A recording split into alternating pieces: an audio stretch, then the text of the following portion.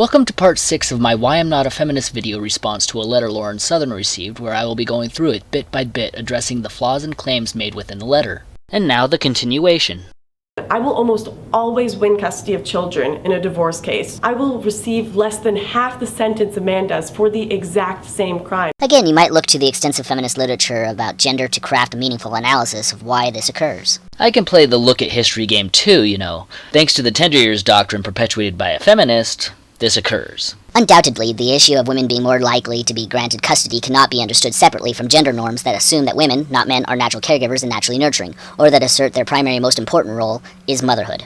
Someone forgot to tell Carolyn Norton to go for the equal shared parenting and not for the women get custody by default that she campaigned for. But I guess most feminists would just say she isn't a real feminist. Like Now really isn't a feminist organization. In contrast, in our society, men have historically been thought of as the breadwinners and the productive citizens. Feminists have challenged these ideas for decades, since they profoundly restrict the options available to women and contribute to the devaluation of women's labor both in and out of the home. What was in the past and what is now are two different things. We are now going through an amazing and unprecedented moment where the power dynamics between men and women are shifting very rapidly. And in many of the places where it counts the most, women are, in fact, taking control of everything.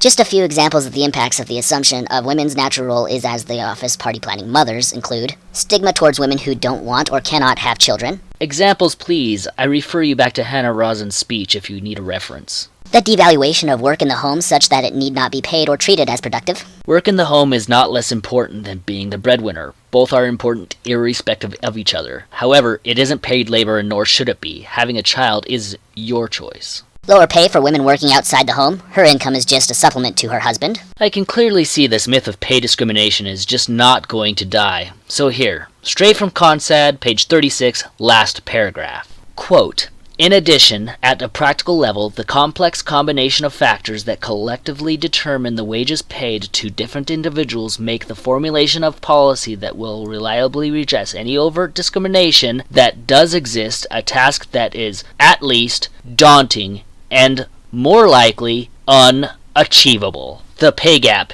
is dead. The characterization of women who don't fully embody the motherly norms of nurturing caregivers as pushy, overly assertive, or bitchy. Or even the assumption within workplaces that women will be naturally good at domestic responsibilities and are therefore disproportionately expected to do domestic labor in the office, such as cooking, party planning, decorating, and cleaning. I could go on, but I'll stop with the examples there. This is also looking through the lens of a victim where men are expected to do the heavy lifting, moving desks, be the natural fixer.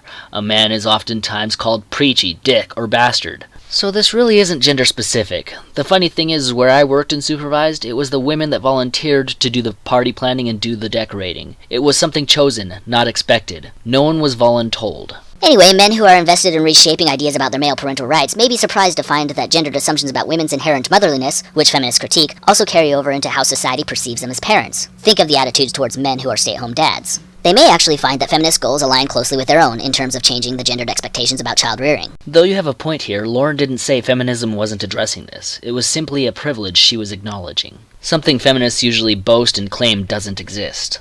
Further, in terms of family policy, feminists have actually advocated for many policy changes that benefit men, such as the Family and Medical Leave Act and parental leave policies. We are getting into half-truths again, as the FMLA is only gender-neutral because of the 14th Amendment. No intellectually honest person claims feminism only serves to help women. It is the fact that if it doesn't help women, feminism has no interest. The first rendition of the act, however, when presented, was deeply biased to benefit women, thus the original concept was to help women first, and men, again, were an afterthought, and thus needed to be redrafted.